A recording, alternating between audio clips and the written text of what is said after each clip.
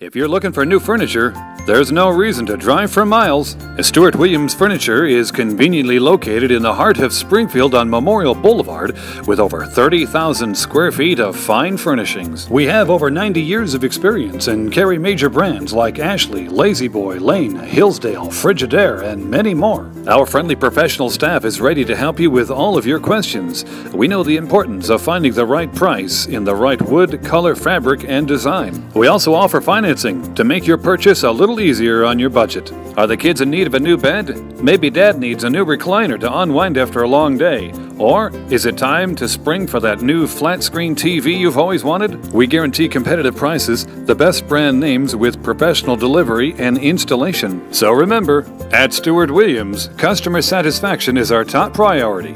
So come see us today. This is Jim Paul. I'm here with Bill Gray. Bill is Smokey's political correspondent, and he's been covering all the election results for us tonight. Thank you for that, Bill.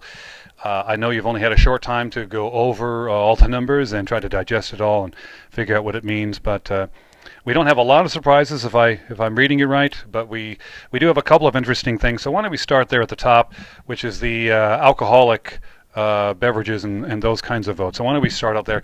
Which city? Should we start out with Greenbrier? We'll start with Coopertown. Coopertown. Okay, so what do you think, Coopertown? It passed, and what does that mean to the community, do you think? Coopertown, Jim, as you well know, is a very small community. Of course, they're growing somewhat down there, but I was really surprised that the margin was as large as it was in favor of wine sales in Coopertown, for wine sales. And the number, Jim, was 791, that those folks out there were in favor of wine sales in Coopertown, and against the sale, 388, about half of the margin that they wanted it. Also, in Millersville, retail package of liquor up there, retail package sales in the city of Millersville, the vote was fairly close there for that. The vote was 157 for packaged liquor sales, and the against the liquor sale packages was 110. Also, in the White House, for White House retail package sales, 676 were in favor of that, and 358 were against.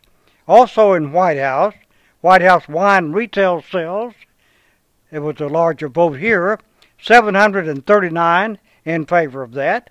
And you know, there's been a lot of talk, Jim, on television, on radio, and the newspapers about wine in the grocery stores and things of this nature.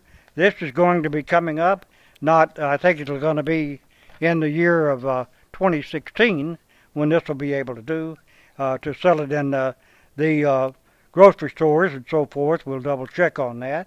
But in the White House, wine retail sales, voting for, favor of that, 739, and voting against was 303.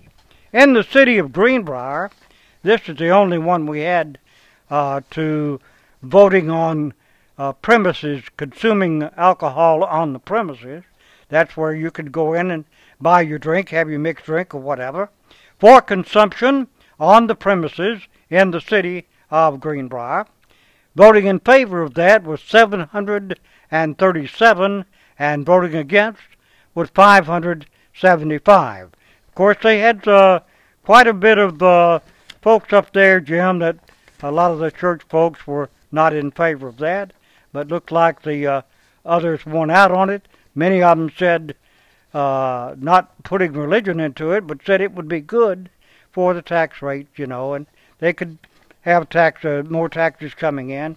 And looks like everybody's looking in the cities for ways to collect more taxes instead of putting them on the county commission. What do you think it's really going to mean to these communities? Do you think it's really going to be a moneymaker for them? Do you think it's going to have any side effects? You know, what do you think it really means to these communities? Because they haven't had it up to this point, so it's going to be a bit of a change for them. So how do you think it's going to affect them? It's definitely going to be a change, Jim, because I've been here all my life now for 81 years, and I don't see that liquor sales in the city of Springfield, which we voted on many years ago, liquor by the drink in the restaurants, I don't see that it's made that much difference as far as helping the economy. It may have, but it was just a convenience. A lot of the restaurants did not want to come in to a community, and I'm sure it's this way in Greenbrier, where they did not be allowed to sell liquor by the drink or have packaged liquor stores. So this has made a lot of the other cities say, well, we'd like to have some nice restaurants like Springfield has got, something like Old Charlie's and many of the others that we have here, Applebee's, but we can't do it unless we have liquor by the drink. So I don't think it'll really mean that much money to the cities involved, Jim. It's just a convenience. The Kerry Roberts race. Any surprise there to you? Not at all. Not at all, Jim.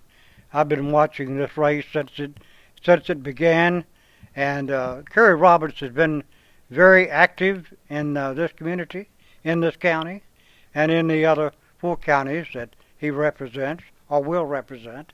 And he had a tremendous vote here in Robertson County today on this election day, and the total vote for him in the race for the Tennessee Senate 25th District, Kerry Roberts polled 10,870 votes here in Robertson County, and his nearest opponent, who was well, not a lot of advertising done by him, but Tony Gross polled only 3,340 votes. So Kerry Roberts carried 76.41% of the vote here in Robertson County. I would say that's a high number.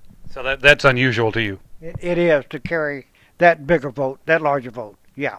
I don't know how he did in the other 4, but did quite well. I'm sure he carried quite well in the other counties too.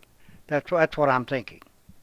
And some of the other races, of course, Sabi Doc Kumar, who is running unopposed as our representative in the 66th District, polled 11,181 votes.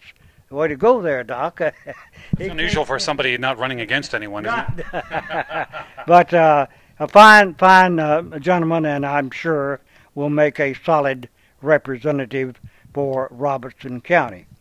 Now, some of the other votes we want to talk about a little bit, of course, was in the Diane Black, has been our representative for a number of years now, and Diane polled 9,821 votes. Nearest opponent was Amos Scott Powers with 3,288. And of course our governor, Bill Haslam.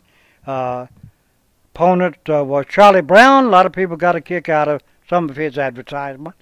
But Bill Haslam, well received here in Robertson County today. 10,177 votes, and Charlie Brown, 2,501.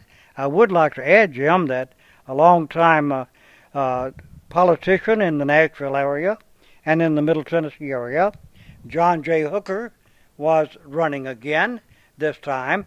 And John J., believe it or not, here in Robertson County, came in third. John J. Hooker polled 416 votes here in the county, third man in the governor's race. All in all, it was a good day for an election. And of course, I still like the early voting that we have. It gives people an opportunity to get out and cast their votes, get that off their minds, and then get ready for election day and election night to hear the returns. Of course, all of these votes right now are unofficial, but they will be settled by the Election Commission when they meet on certified on November the 24th. So that'll be coming up right away. But all in all, good day in Robertson County. So, Bill, as far as the other elections in the county, we had a really high number of unopposed races, and I'd like to get your reaction to that. But first, Springfield, we did have one race where two gentlemen did go head-to-head. Tell us about that one. That one race, Jim, that you referred to, is for the alderman's position. Jerome Ellis decided not to run this time, and so two men are battling out for that position, Springfield Ward 3, and those two gentlemen were Mr. Billy Batson, well-known contractor here in the city of Springfield and Robeson County, and Jeff Gregg, a newcomer to the political world here in the city of Springfield. The outcome of that vote, Jim, was not very well in Mr. Batson's position. He only polled 157 votes, and Jeff Gregg, who is a local businessman, polled 398 votes. And I was a little bit surprised, Jim, that you mentioned a while ago, we had a lot of votes of aldermen and commissioners throughout the county of Robeson, but none of them had any opposition. Where they selected two, only two running. Where they chose three, only three running. So automatically, they were elected. Very unusual. What does that mean? Are we having a drop-off of people interested in moving into a political career? I think you hit the nail right on the head. We need to get more people who are interested in going and finding out what's going on in their city and the county. And I admire people. You know, these guys and these gals that ran for office, they're not losers. They're winners because they were interested enough to run for the office. Even though they might not have got elected, they showed that they want to be involved. And that's the main thing I think all of us need to do. But a good day for election. I like to go ha, ha, ha. Ha, ha, ha. I like to go he, he, he. He, he, he. We have a lot of fun, my mouth and me. I like to go. I like to go. I like to go. Big City Dining in Springfield. Depot Bar and Grill.